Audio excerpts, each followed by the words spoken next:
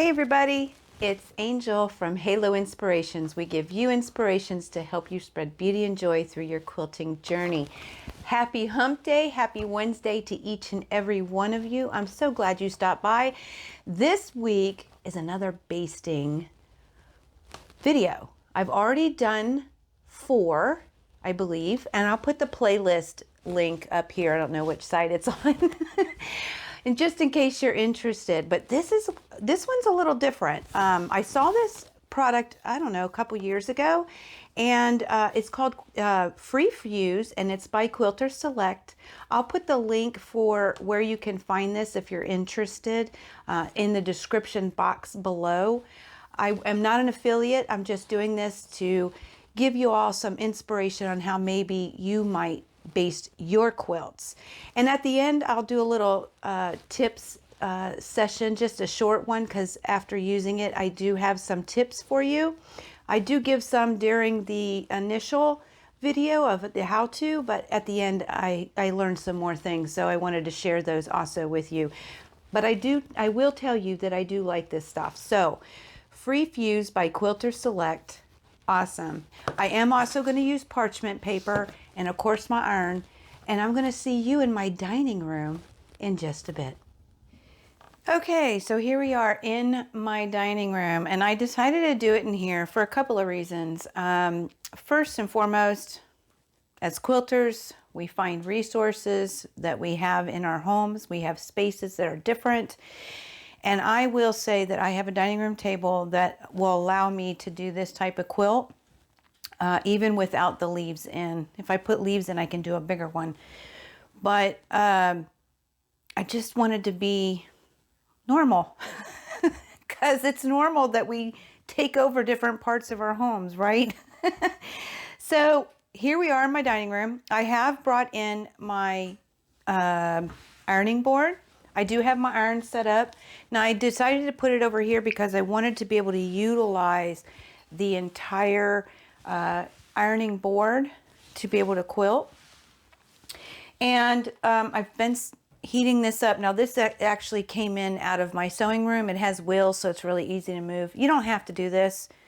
You can just set it somewhere that is going to be safe. I just wanted to be able to use the whole ironing board, and I've pushed my ironing board up to my dining room table. Now this is a little lower than what I'm used to, so it'll feel a little weird, but it's still going to work out great, and I'm super excited to show you this to you. So I'm going to do a couple of things, guys. First and foremost, if you read the instructions tell you medium heat you're supposed to use. I have mine on high, and I'll explain why in just a second. It also talks about using a Teflon sheet or a parchment piece of paper, parchment paper, which I have. But I will tell you, I found this stuff probably a couple of years ago, maybe even a little longer, and I've seen other people use it, but it wasn't until this year when I actually saw Alex Anderson from the Quilt Show, who does the Quilters Select, that actually I saw her do it, and she gave me a couple ideas. So I'm going to use her method, and I'm going to use the other method as far as this goes. Now I've had people contact me and were trying to figure out why it wasn't working or what they were doing wrong. We're going to find out how each method works. I really, really enjoyed watching her video. So you can go out and seek it. She does the full thing for you. But we're going to do a couple of things. So first, guys, do not do what I did. I normally load my backing. If I'm going to fuse it, whether it's a spray baste, whether it's thread basting, whether it's fusible batting, I always leave it to the size that it is, and I get my backing on, and then sometimes I even leave it until the front side's on, and then I cut the extra batting off. I've even been seen not to cut the batting off and it hangs. I wouldn't recommend that either, because then your batting gets ratty and dirty and then you can't save it. But I would not recommend doing what I did for this video. I thought the twin size is the smallest I had, so I thought it would be too much for the video. So I cut it and I only gave myself a little bit of wiggle room on the sides. So do not recommend doing that. Whatever size batting you have, utilize it and cut it down after your backing's on, okay? Just an FYI, this will be a lot of fun. But the first thing that you do is you do get your batting laid out. And I will tell you, I did throw this in the dryer again before I put the backing on, and it took out all the wrinkles, and I laid it overnight just to make sure it stayed nice and pretty. Worked great, guys, just so y'all know. But you want to lay out your batting, and you want to get your backing on top of it, okay? Once you're ready to go, and I do have my backing, I'm backing on top of my batting here. I got my ironing board set up. I've got the rest of the quilt unbound, okay? So it's all down that way for now. This is where Alex taught me something. So this powder is wonderful because it doesn't take a lot of it. Apparently one of these containers will go for a full-size quilt. And I've noticed that when you sprinkle it, it's not like, you know, a baby powder, for instance, that goes up into the air and it just fills the room. And you know, it's spray basting. There's the overspray. You've got the fumes going in. You know, it can be problematic for a lot of people. So this was really cool in that respect. And apparently it's polyester powder. So that's where the adhesive is coming in. Now it is a semi-permanent, so you can pull it, but it does stay. So get everything situated. I'm going to pull this back. Now I am first going to use when I watched Alex do it, she did not have any parchment paper.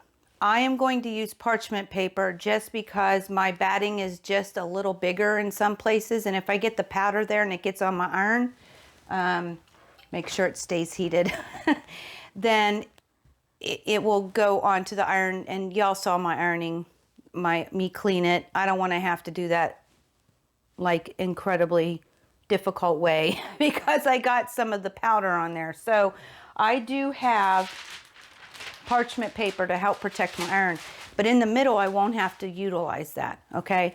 So you want your batting down first, you want your backing on top. You're going to take your sprinkle, it reminds me of salt, and you're going to just basically sprinkle on top. And I guess it does not take a lot. You can over sprinkle, okay? And then you're going to fold this down. Now, like I said, I'm doing this now with high heat right now. Right now, I'm at the highest setting on my iron, okay? The directions tell you to use medium heat. And the directions also tell you, I'm getting close to the edge, so I want to go ahead and put down the parchment paper. They also tell you to hold it for 4 to 5 seconds. When I watched Alex do it, and thank you, Miss Alex, for your instructional videos, she didn't do that. She just ironed it.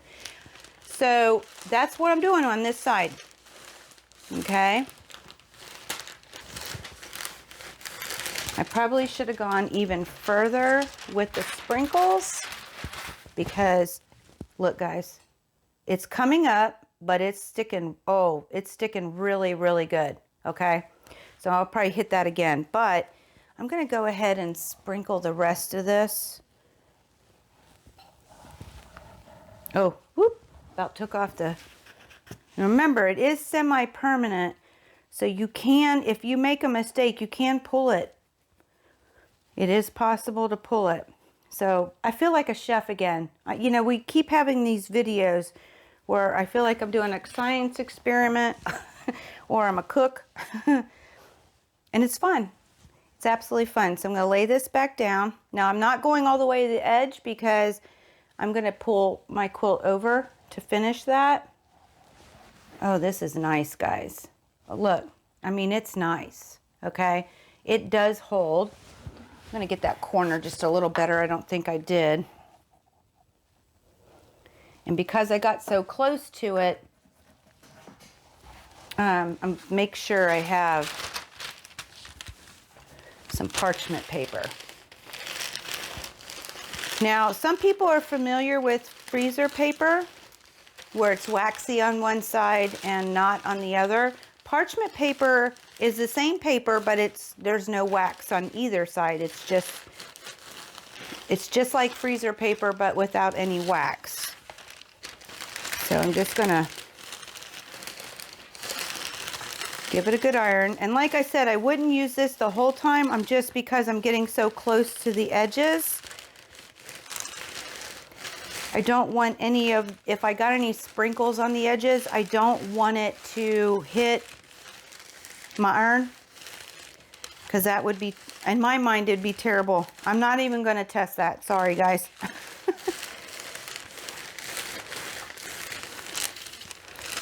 And what I'm going to do at this point, all right, I'm going to put this up. Ooh, that's hot.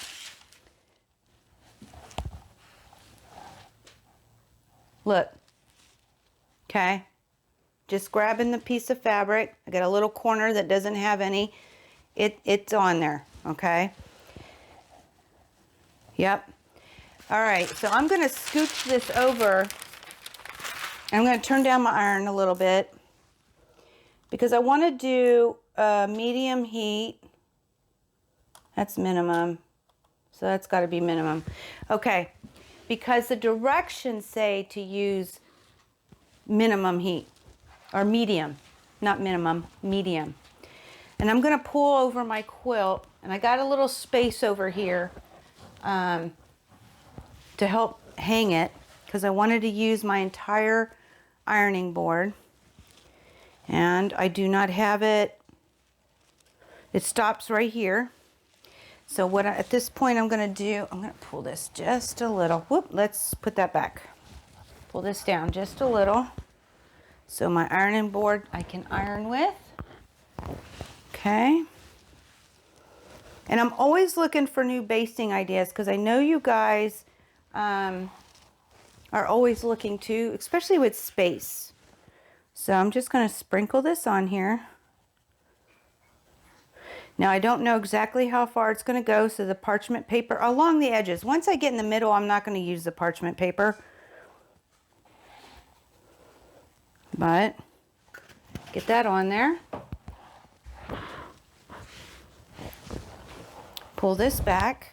Whoop, I've stepped on that cord. Been worried about this mic cord. So I'm going to put this down again. Where does it end? Ends up here. All right. And yeah, it's definitely a lot just warm now. And this time it says you need, if you follow the directions on the container, it says to hold for 4 or 5 seconds and press it. Okay. Now, like I said, Alex ironed. I watched her. And she said she had her iron at high temp. And if I remember correctly, she has a Panasonic. And I know that just every iron is different. This is why I kind of wanted to try different methods. Look how hard it is for me to sit for 4 or 5 seconds, guys. This is hard for me. And I want to show you the next step that was brilliant in doing this. And I think even if you used a fusible batting, I would do this next step the same way. It's brilliant. So we're just going to get this side. Yeah, it's not as hot. I'm going to get the edge here.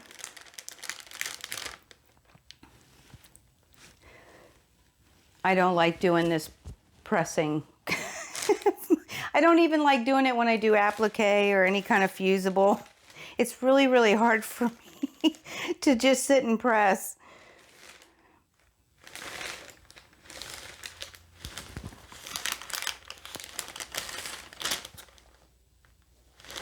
But I really am trying to do it. Oh, see, it stuck to the paper. That would have stuck to my iron. All right. Now, I'm going to pull this off. I'm going to let it cool for a second because I noticed that one needed to cool for a little bit.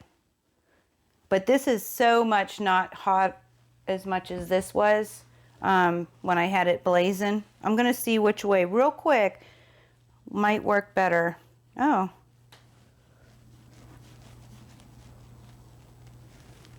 They both work.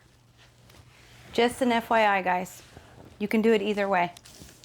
I'm liking the high heat just because that's my personality. Go big or go home. But here's the next step, and this is what I learned from Alex. And like I said, even with fusible batting, I would do this. It was brilliant. So we've done a little section up here. Put this over here. I'm sorry if that's really loud. And what you're going to do is you're going to turn your quilt.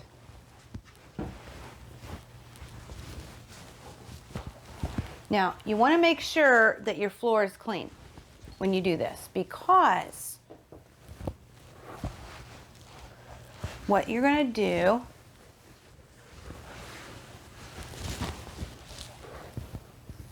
that's not right. Hold on, I got to figure this out. Oh no, it is right. Okay. You're going to turn it all the way around so that the part that you just did is over there. And when I first watched her do this, I thought, why in the world is she doing that? And then it dawned on me. And I'm going to show you. So you're going to pull it down to where you can reach it. Yes, this is why your floor needs to be clean, because it's going to hit the floor. And what you're able to do, if you did it a lot further out, you can actually take your backing and you're going to be able to peel it to see where exactly it is that you ended. Now, if you have a great big quilt, and she did a smaller one in her video. See, for me, this one's a little bigger than hers. I can actually see it, but I'm going to get about the area where I stopped, right? At this point, you can pull this top area up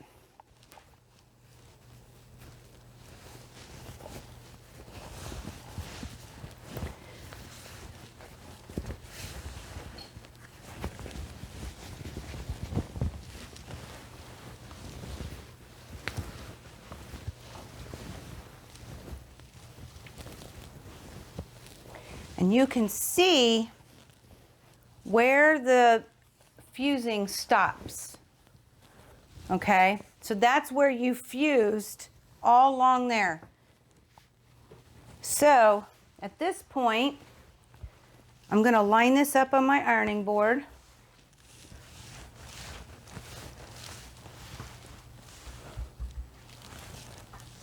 All right, I'm going to take some more of our sprinkles. I'm going to sprinkle it on the batting.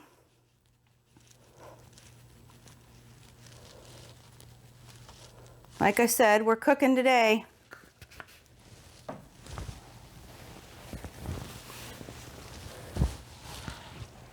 Pull it nice and even here.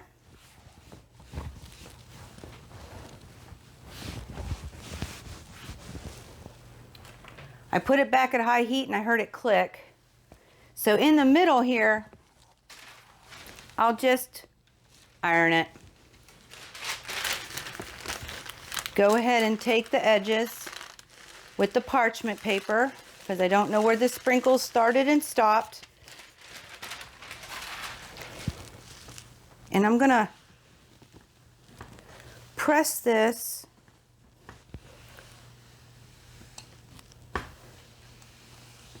all the way down.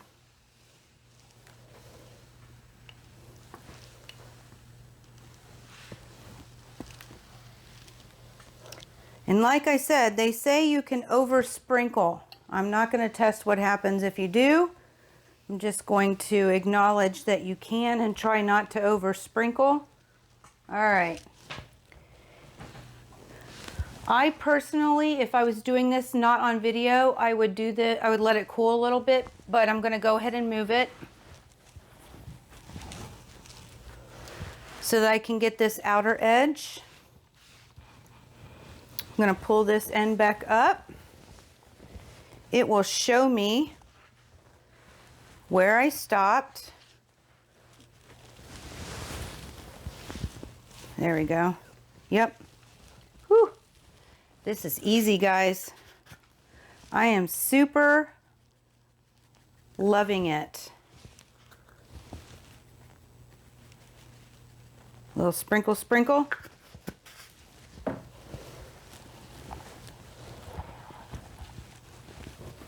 Keep it nice and straight.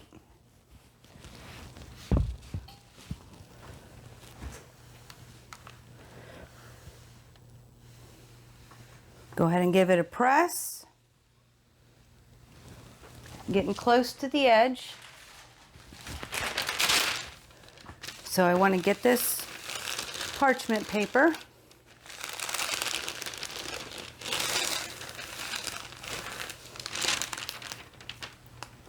Brilliant. All right. Again, I would let it cool for just a little bit because it's hot to touch. But for video purposes, I'm going to pull this up again. And I just want y'all to see everything's sticking.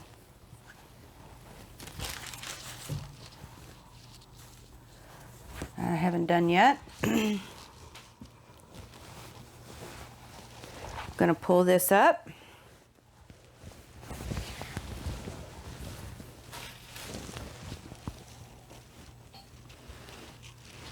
There you go. It's pulling, it's sticking. Now it is semi-permanent, so like I said, if you make a mistake, you can definitely, whoop, it sticks really good over there.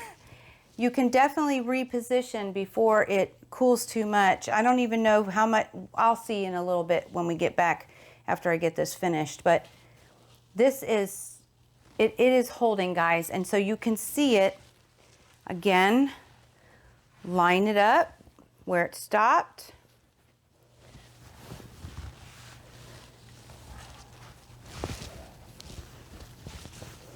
Get your sprinkles and press again. It's that easy. And as you move this quilt off, the only reason one of the reasons that the table helps is because it's not pulling on you. Because when it gets close to the end, you won't have your quilt pulling and you're wrestling trying to hold the quilt while you're trying to get the sprinkles on before you get pressure with the iron. So it really helps to have that. It's not, I don't think it's a necessary. I think you, as quilters, are very resourceful and you can make do without it, but it does help. So yeah, this is great, guys. I mean, this is, I got a little section right there, but this is phenomenal. It is, I wish you, here, I don't know if I can show you. There, it's staying on. It's on there. So, and apparently it does not goop your needle.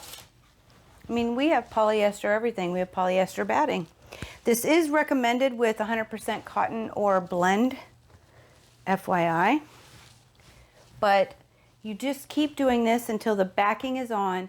Once you have your backing in place, you flip it over, get your topper, and do the same thing. You're still going to apply the sprinkles on the batting, okay?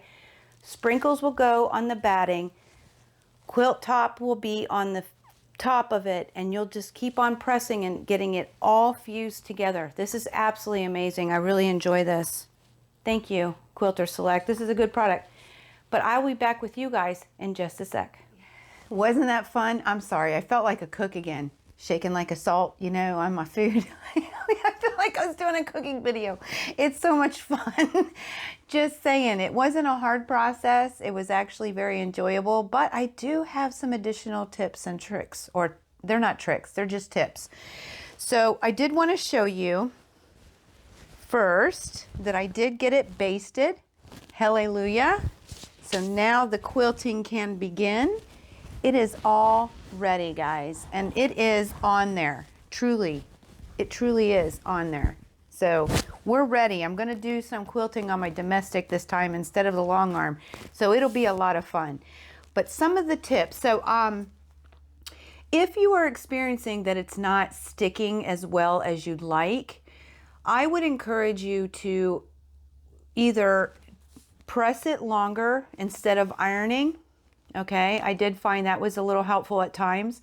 It might be beneficial to you also to use the method on the container where you use medium heat and you hold for 4 or 5 seconds. I did see that it held really well when you did that method, and it held really well with the other method also. It's just sometimes I had to hold it a little longer to make sure that it was going to adhese. Okay, so that's one. And I'm sorry, I have notes because I don't want to forget. As far as the paper goes, oh, I don't know if y'all saw me do this in the video, but if you go back and watch it, you'll see it. I did not pay attention to which side of the paper I was using. Not a good idea. Remember how I said I didn't want to have to clean my iron? Now I have to clean my iron. Because sometimes I'd flip the paper and was ironing with the remnants. So it did get on my iron, but I did get it started to clean. It is coming off. It's not that big of a deal. But if you don't want to have to do that, really pay attention. When I use this again, what I'm going to do with the parchment paper is I'm going to take a marker, a permanent marker, and put something on an area where I won't use it with the iron, but I'll put it on there so I know which side should be up, because that way I won't get it confused and I will pay attention to which side might have some of the powder on it that you don't necessarily see. So that's another tip, just so you don't have to clean that iron again. Another thing that I learned, I have a total of 4 here, so just bear with me. I've got 2 more left. Whenever you're pressing, okay, now I did use the method with not holding it down at medium heat. I had it at full heat and I was just pressing. What I found is if you put too much pressure and you stretch that fabric, if you'll notice, I have blocks, okay? So what would happen is I would stretch that fabric and it would stick like that. So you want to be careful when you're pressing your top that you're not distorting and stretching that fabric. We all like to stretch it a little bit because then it, you know, you don't have any fullness in there, everything's adhesed correctly. But if you go too hard, too much, it will distort your blocks. So be very careful when you're pressing that you're not doing that, which is another great reason to use the method on the container. I just can't stand pressing. I would rather iron.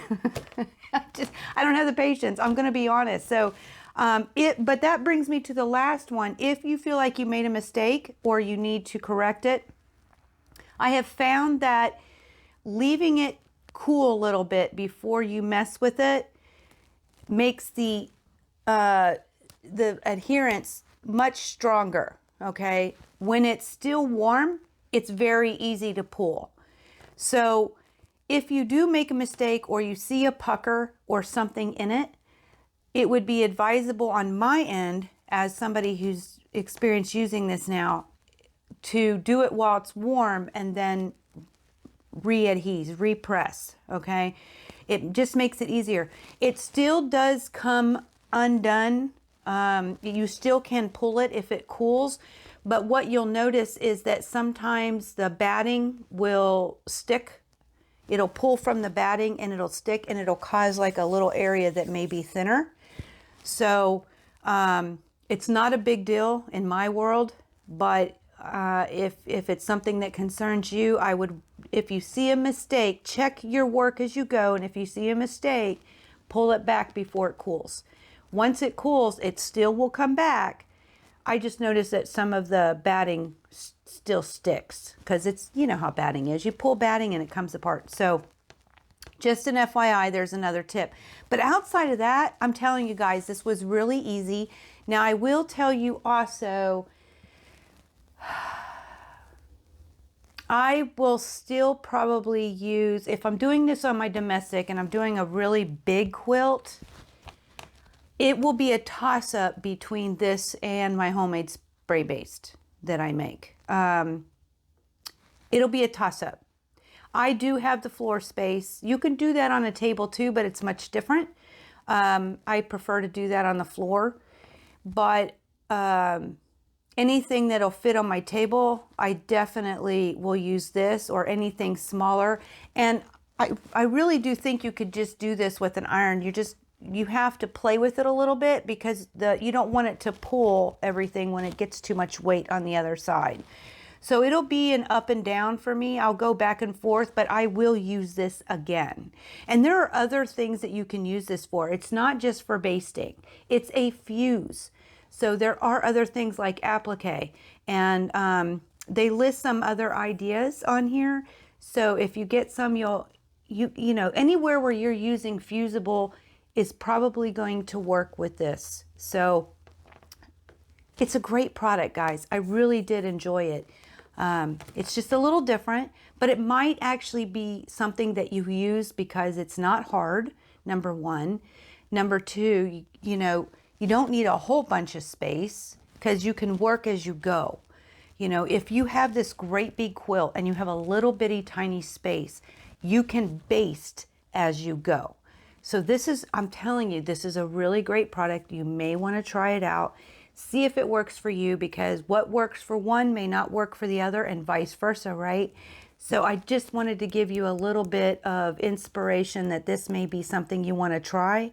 I love it. It's now going to stay in here in my sewing studio, and it will be something that I use again in the future. So at any rate, that is Free Fuse by Quilters Select.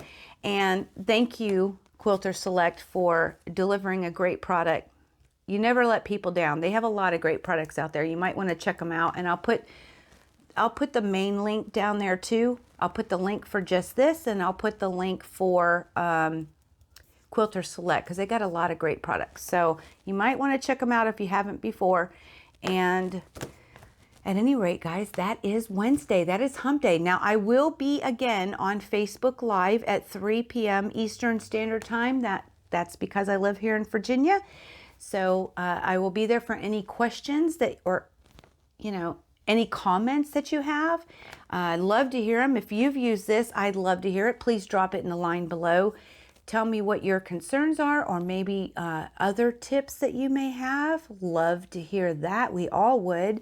But you can do that down below, or you can come visit us on Facebook at 3 p.m. That link is also down below. I really am enjoying getting to know each and every one of you. This is a big, wide forum.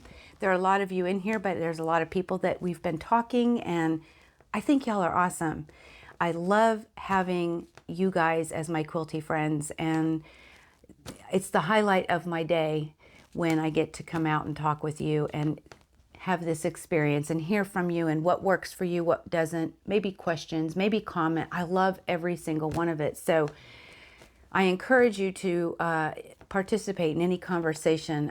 We all are gaining from that as quilters, and that's what we do. We share. So at any rate, guys, that is Free Fuse for Wednesday. Get your quilts basted. We're going to get them quilted. I got to get this one quilted. It's my Disappearing 9 patch called a Magical Fall. So this has got to get loaded here pretty soon. So look forward to seeing y'all and hearing from you. But until next time, guys, may y'all continue to be inspired, productive, and joyful, and never stop making your dreams in quilting come true. I love y'all. Happy quilting. See y'all soon.